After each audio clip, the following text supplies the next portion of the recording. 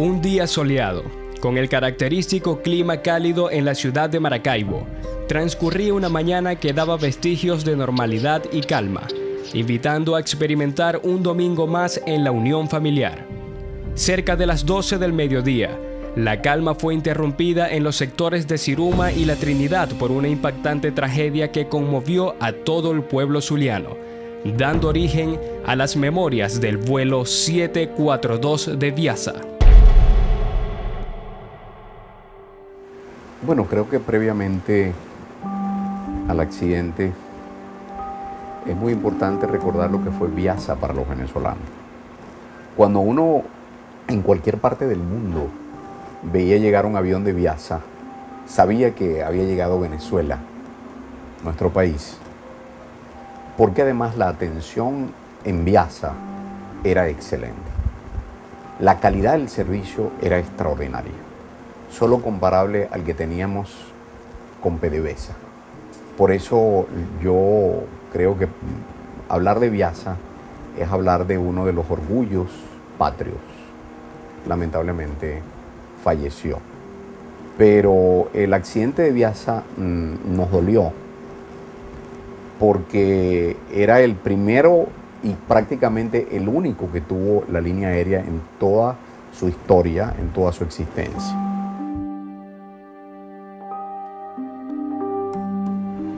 Ocurrió aquí el 16 de marzo de 1969. Yo, como muchos zulianos, habitantes de Maracaibo, fuimos a la urbanización La Trinidad a ver el accidente. Era un DC-930. Para ese momento era uno de los aviones más modernos de su categoría, ¿no? Eran como las 12 del día aproximadamente. Por ahí hay algunas informaciones que dicen que eran las 12:15. No, el avión cayó a las 12:05. Porque en el momento que cae, yo miro el reloj. Ese día se sentía un poco el aire pesado, ¿no? No sé si sería que ya se pronosticaba lo que iba a suceder. Y eran, yo creo que entre las 11 y las 12, que era más o menos, era mediodía ya, un domingo. El avión salió prácticamente full de pasajeros de Maracaibo con destino a Miami.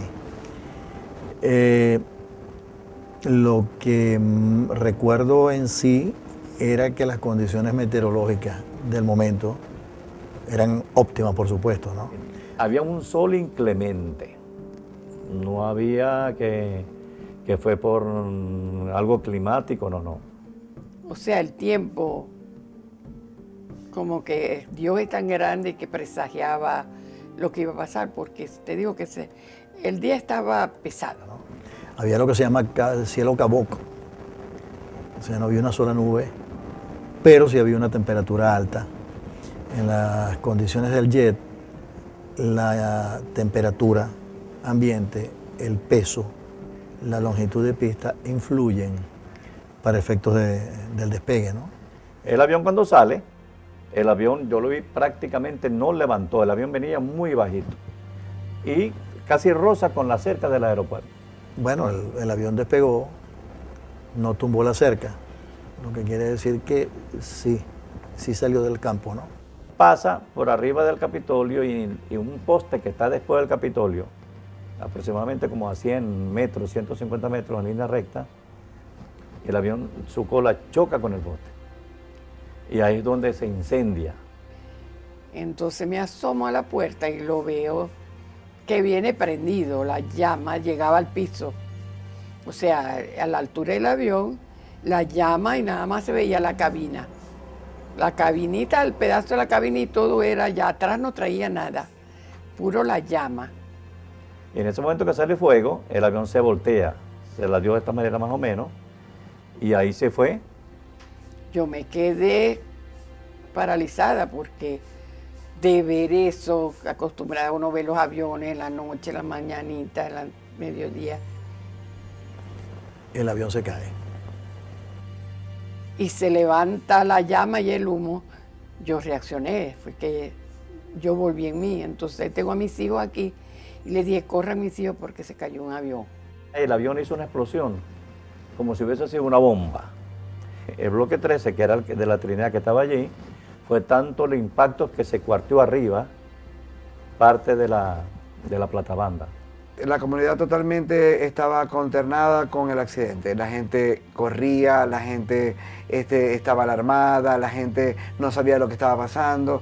Enseguida la prensa escrita, eso a nivel internacional, eso causó sensación porque eso nunca había pasado. O sea, primera vez que en Maracaibo pasaba eso. En ese instante yo salgo corriendo y me voy para el sitio, pero cuando llego ya no dejaban pasar a nadie. Las llamas levantaron más de 100 metros, eso parecía un infierno. Y me regreso a la casa a cambiarme y sacar el carnet de periodista, porque yo trabajaba para Radio Libertad en Cabima. Ese accidente le marcó la vida a mucha gente. De hecho, en ese accidente estuvo una persona muy reconocida aquí en Maracaibo, que es Lino Conner, y su familia vivió ese desastre total. En menos de 2 o 3 horas, ese lugar estaba lleno de corresponsales, periodistas. Yo decía, Dios mío, de todas partes del mundo. Uno veía japoneses, chinos, norteamericanos, venezolanos, de todas partes se llenó. O sea, lo que es la zona de la Trinidad, el Naranjal, las Tarabas, que son los sitios más cercanos del accidente, Siruma, más que todo, estaba consternada totalmente. La sirena, los policías, la ambulancia, eso fue un caos.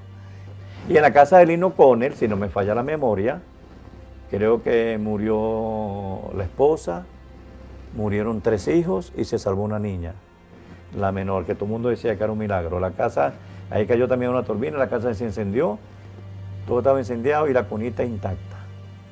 Hubo mucha gente que falleció, mucha gente que sufrió, una zona muy poblada que sufrió muchos daños. Había un señor por las casas aquí, entradas por el colegio de médicos, que él tenía un abasto y él tenía un teléfono que lo alquilaba. Y yo salgo corriendo y agarro el teléfono y llamo a Radio Libertad. Y paso la información. Recuerdo que lo que dije fue: se acaba de caer un avión aquí en la Trinidad. Y es un avión de Viasa. Y salí en mi carro para allá, para el estadio. Cuando iba por el lado de Maicaíto, en la misma radio, y la cuestión de que un avión había caído, saliendo del aeropuerto, había caído en la Trinidad. Y me regresé inmediatamente, no llegué ni siquiera al estadio. Cuando llegué a los lados del colegio médico, viniendo por allí, allí ya no dejaban pasar a nadie para la casa. Esa fue la única información que yo pude enviar. Porque después, cuando regresé, ya estaban todas las líneas cortadas. No había comunicación telefónica, no había nada. Yo dejé el carro allí en el colegio médico y me fui corriendo hasta la casa. Y cuando llegué a la casa no dejaban pasar a nadie, no me dejaban pasar a la casa. Entonces me dicen, no, tus hijos se lo llevaron para el universitario. ¿Cómo iba a estar uno tranquilo pensando toda esa gente que se vea mal cuando supimos que la muchacha de ahí estaba allá, y la Ramírez? Allí vivía una familia de apellido Ramírez. Por supuesto, todos se murieron. Allí murieron 5 de la familia y 4 que estaban visitando a la familia Bozo. Ahí hubo 9 muertos en esa parte, pues. Muchas personas perecieron, otros perdieron sus hogares, y la tensión que se vivía en la Trinidad crecía cada vez más. Hubo casi la misma cantidad de muertos, o posiblemente más, en tierra que los mismos que iban en el avión. Porque el avión llevaba aproximadamente, entre tripulación y pasaje, creo que no llegaba a 90 personas. 85, 90 personas. Fui a que una prima hermana que vive ahí cerca de la casa y me dijo, sí, aquí tengo la menor, que tenía 3 meses nacida, y me la enseñaron. Yo dije, bueno, si me tienen a Alice, que se llamaba la pequeñita, es verdad que los muchachos se los llevaron para el hospital. Gente para allá, gente para acá, gente que conocía, personas que conocían a uno y vinieron a ver, hasta ver si no nos había pasado nada. Había muchos médicos que me conocían por la actividad deportiva y les pregunté, yo, no, profe, aquí no ha llegado ninguno de de sus hijos. Aquí han llegado muchos cadáveres, pero sus hijos no. Me regresé nuevamente para Trinidad y llegué otra vez a la casa y fue cuando me dijeron que no, que estaban allí, pero no dejaban pasar a nadie, pues que habían fallecido. Mi señora, que en el momento de la caída, pues en la casa cayó, fue la turbina del avión. Recuerdo también como a los 2 o 3 días sacaron la turbina que cayó en la casa de Lino Connell, y eso la sacaron, utilizaron un camión pero grandísimo, era grandísima esa turbina, en el momento que la sacaron. Nosotros la vimos cuando pasaron. ¿Sabes qué? Algo me impactó, pero no me impactó porque lo viví en el momento, sino que lo vi en fotos. Gente que parecía carbón. Hubo casas en Siruma que el avión cuando iba cayendo las iba quemando. Muchas casas eran ranchos de madera y se incendiaron. Casas donde consiguieron cadáveres sentados al lado de una mesa de comedor calcinados, porque fue prácticamente a la hora del almuerzo. Toda la noche, todo eran las 12 de la noche y todavía esto era como dicen, un remolino de gente viniendo, buscando familiares. La casa se incendió.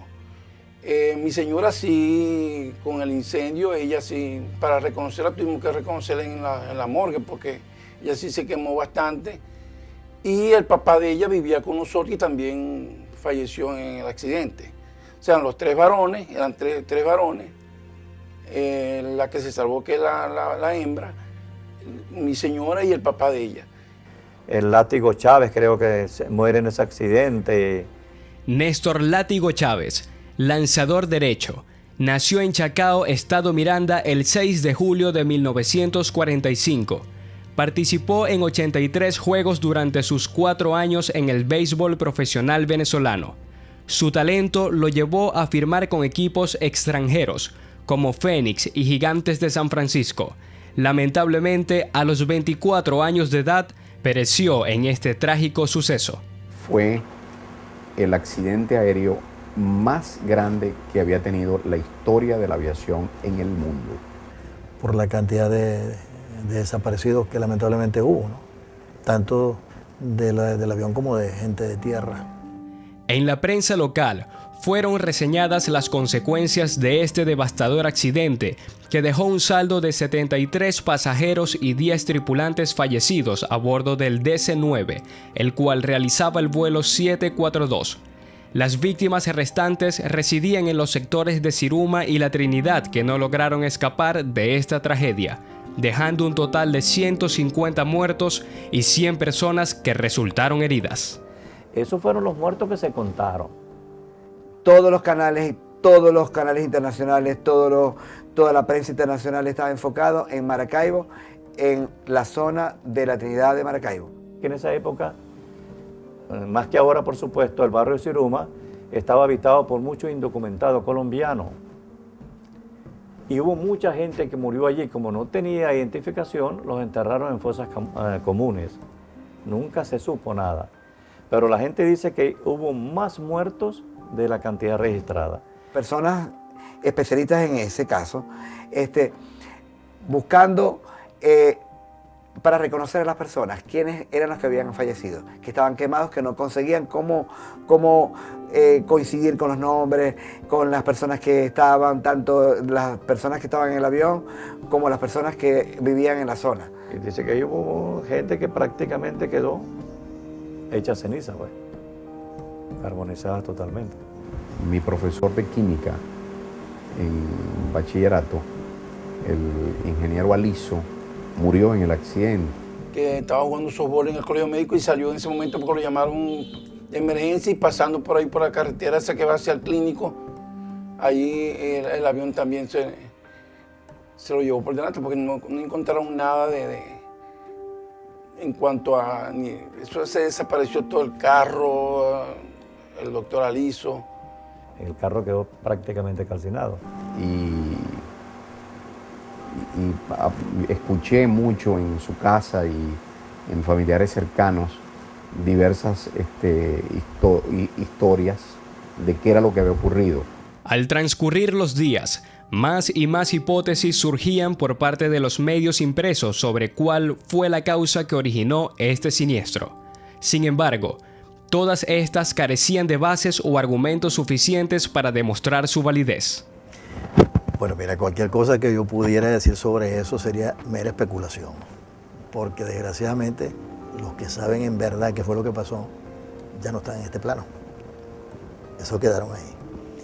Bueno, lo que siempre se manejó era que el avión cuando iba a salir de Caracas presentaba cierta falla, inclusive supuestamente el piloto que iba a salir con ese avión para Miami, con escala aquí en Maracaibo, dijo que él no iba a viajar en ese avión. El avión como que traía mucha carga, mucho peso, porque hay gente del barrio La Manzana de Oro, esa es la que está antes de llegar al aeropuerto, antes del estadio, se llama La Manzana de Oro, que dice que ese avión cuando llegó rozó unas matas de mango en el momento que estaba aterrizando.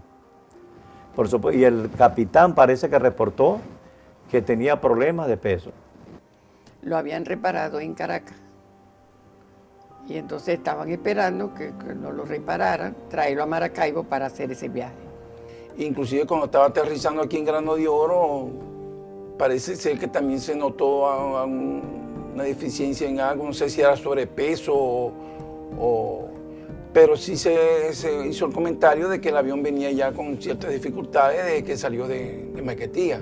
Unos dicen que fue un cable, unos dicen que fue que el avión tenía sobrepeso, se han hablado mil cosas. Pero no, en realidad no se sabe a ciencia cierta qué fue lo que pasó, por qué sucedió el accidente. Después del accidente, una de las que decían el problema había sido sobrepeso y poca longitud de la pista para ese tipo de avión. Es más, ya venían diciendo, bueno, ya estaban construyendo la Chinita, que ese avión, que esa pista era demasiado corta para ese tipo de avión. Ya el hecho de que el avión no tumbó la cerca cuando despegó significa que el avión cumplió con los parámetros que había. Lo que sí es cierto es que en el momento, para efectos de un jet, la longitud de pista, la altura del campo, la pendiente de pista, el peso, la temperatura ambiente influyen en esa longitud de pista. Lo levantó, pero se llevó los cables, lo enredaron los cables y eso produjo el accidente. Apenas iba levantando vuelo cuando el avión cayó. O sea, no terminó de levantar vuelo totalmente. Y cayó en la parte de lo que es la parte de Siruma, cayó. Nosotros presumimos que el piloto, cuando tuvo el accidente, él sabía que no podía regresar porque venía muy bajito, ya estaba incendiado el avión. Para mí él trató de llevar el avión hacia los terrenos del Naranjal y lo que es ahora en este momento Delicias Norte, porque eso era terreno, ahí no había nada. A ver si el avión lo tiraba hacia allá, pero no le dio tiempo, pues. Todo lo que puede ocurrir, ocurre, y basta con que peles un eslabón de esa cadena y por ahí se va el hilo. Solo que se hace con una rapidez tal que la persona no se da cuenta. ¿Qué es lo que está pasando? Y el piloto sabía que el avión estaba fallando. Eso se escuchó. Bueno, el 98% es error humano. Eso lo constaté yo en un curso que hice de prevención e investigación de accidentes en los Estados Unidos. Y una de las cosas donde nos hacían mucho hincapié era en eso, ¿no? El avión está hecho para no caerse. Siempre se dijo que fue falla humana en cuanto al piloto y a la gente que es del avión, pues. El avión estaba en perfectas condiciones, porque si no, no lo hubieran sacado. Ya para ese entonces, imagino que las naves aéreas le proporcionaban al aviador antes de salir el estado del avión.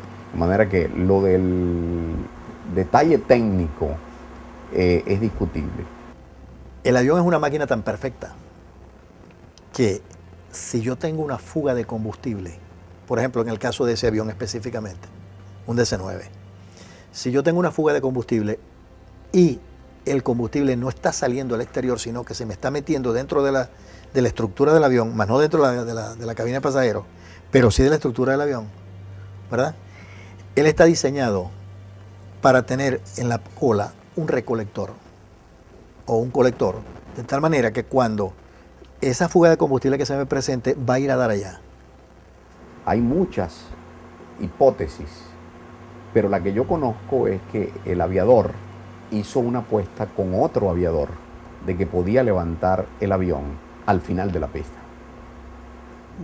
Decir la causa del accidente fue esta es muy difícil. Es muy difícil. Lo que sí es cierto es lo que dije al principio, porque el 98% de los accidentes aéreos es piloto, o es falla humana, mejor dicho. Porque así no sea piloto, muchas veces una falla mecánica puede venir consecuencia de un error de mantenimiento. Hoy día, los habitantes del sector Siruma y La Trinidad recuerdan las experiencias vividas. Otros comentan que en medio de la confusión salieron a la calle para tratar de brindar auxilio a pesar de sus limitaciones. Siempre se ha hablado del regionalismo zuliano.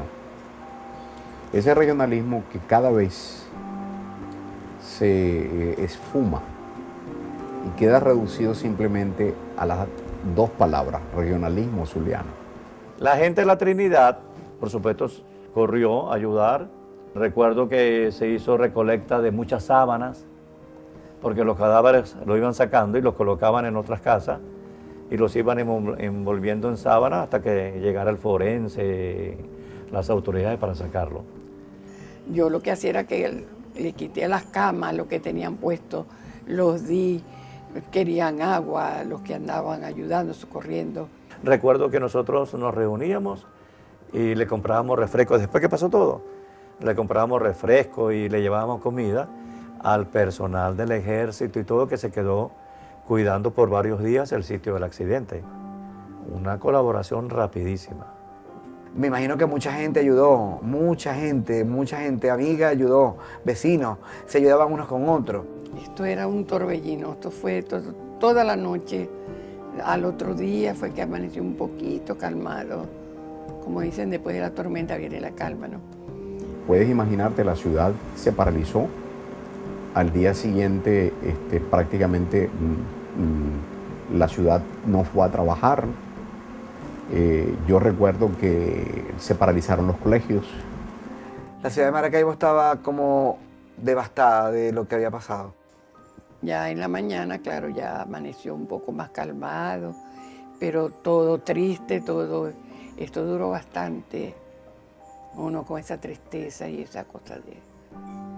El movimiento de la ciudad en los días siguientes fue verdaderamente extraño, ¿no?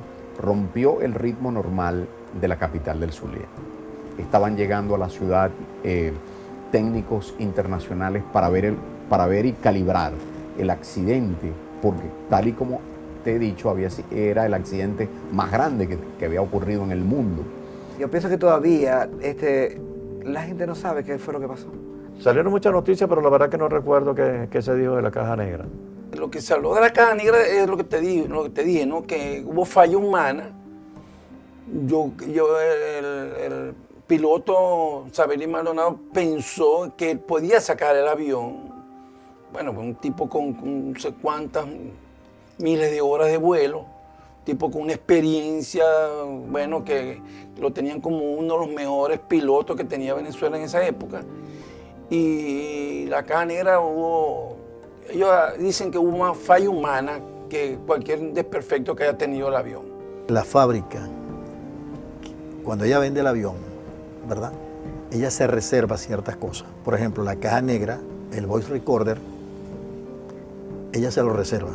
En el sentido de que cualquier accidente o incidente que haga, eso es falso, que son las autoridades del país los que van a tener que ver con eso, no. Totalmente falso.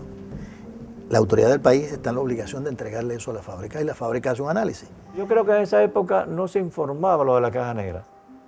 Era algo reservado para ellos. Si hubo algún resultado, pues eso se lo entregaron a la empresa, ¿verdad? Para que la empresa pues tomara en consideración lo que había ocurrido. Generalmente en Estados Unidos se publica y en muchos países más se publica se saca a la luz pública, inclusive se sacan hasta las voces de los pilotos, de la torre de control. La idea de eso no es asustar ni atemorizar, sino que la gente tome conciencia.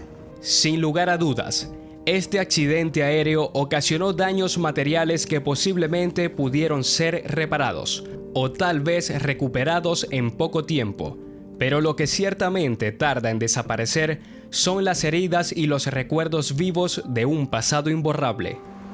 Bueno, yo imagino que quedan secuelas en los familiares, ¿no? Imagínate lo que significa estar en el aeropuerto despidiendo a un amigo, a un familiar, ver como veíamos en Grano de Oro que el avión estaba en el principio de la pista y se iba a elevar, como ocurría siempre, y ver que él se desploma. Que muchas personas que se quemaron y estuvieron en el hospital, algunas se salvaron, ¿no? Pero vivieron con ese problema, quedaron un poco inutilizados y quedaron con ese trauma, porque eso es un trauma. Pero sí, para los familiares. Eso tuvo que haberlos marcado de por vida, porque ver tanta familia que no esperaba un accidente de eso. Primero lo que viene en el avión, que por supuesto cuando uno se embarca en un avión lo que uno menos piensa es un accidente, pero sabe que puede ocurrir.